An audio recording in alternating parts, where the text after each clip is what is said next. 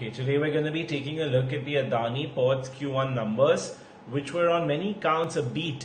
And if you look at the stock price reaction, pretty much from the word go, the counter was up, it was reacting positively, and it held its ground at 2% up and eventually closed the day out there as well.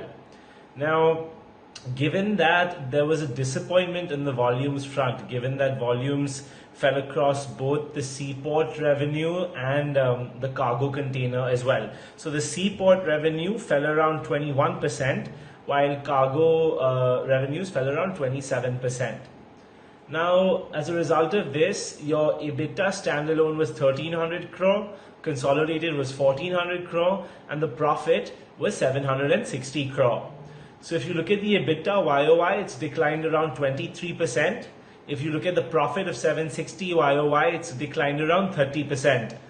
However, now both these declines were ahead of street estimates, which means that the market basically thought the outcome would have been a lot worse.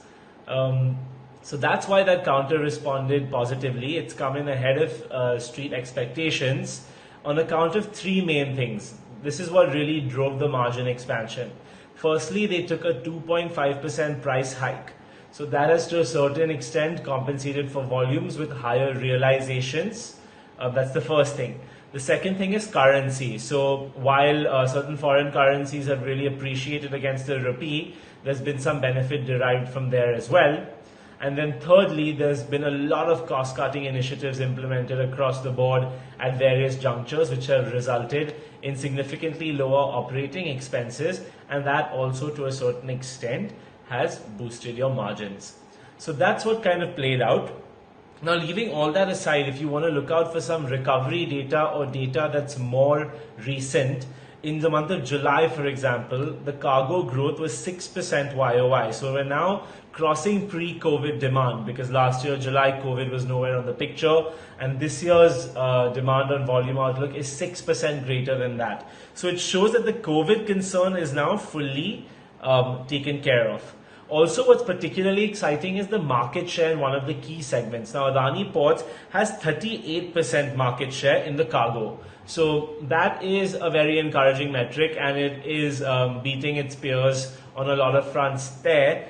Also, one more thing which is interesting, as a result of this business mix, basically them having a higher cargo market share like we just told you, overall volumes for Adani Ports on a holistic basis declined just 18% YOY, whereas Pan-India declined 27% YOY. So there's a clear 10% difference in the way Adani has been able to hold on to its volumes versus the way the rest of the market or Pan-India has.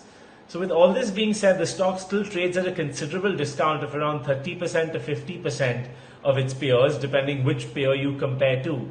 So brokerages this morning like Citi, CLSA all came out with notes which were positive, talking about the cost saving measures, how they've translated into better margins, and they've subsequently reiterated or reaffirmed their positive stance on the stock, and in some cases the target price has remained unchanged or even higher.